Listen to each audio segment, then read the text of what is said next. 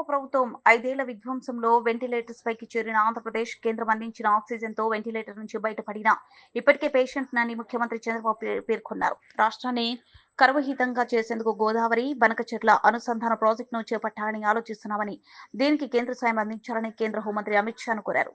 కొండపావులూరులో ఆదివారం జరిగిన కార్యక్రమంలో చంద్రబాబు మాట్లాడుతూ, రాష్ట్ర విభజన 2019లో వచ్చిన అసమర్థ ప్రభుత్వం వల్ల రాష్ట్రం తీవ్రంగా నష్టపోయింది. వైకాపా సర్కారు 10 లక్షల కోట్ల అప్పులు చేసింది.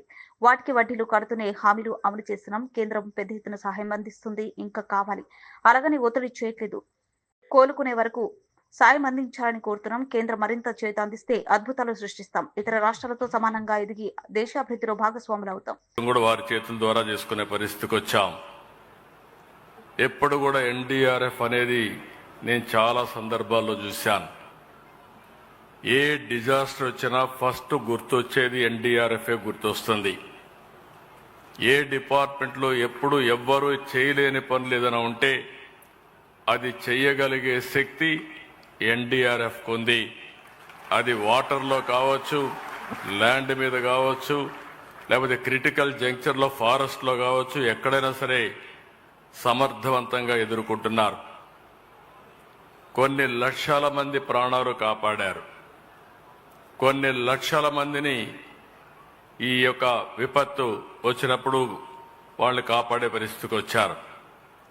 మన దేశమే కాకుండా విదేశాల్లో విపత్తు వస్తే 2011 జపాన్ ట్రిపుల్ డిజాస్టర్ వచ్చినప్పుడు, 2015 నేపాల్లో డిజాస్టర్ వచ్చినప్పుడు, 2023 టర్కీ భూకంపం వచ్చినప్పుడు సేవలు అందించిన ఘనత ఈ ఎన్డీఆర్ఎఫ్కే దక్కిందని చెప్పి కూడా నేను మీకు తెలియజేస్తున్నా. నేను పర్సనల్గా కూడా చూశాను, అన్ని చాలా సంక్షోభాలు చూశాను, కానీ ఉదుహుదు చూశాను, విజయవాడ ఫ్లడ్స్ చూశాను.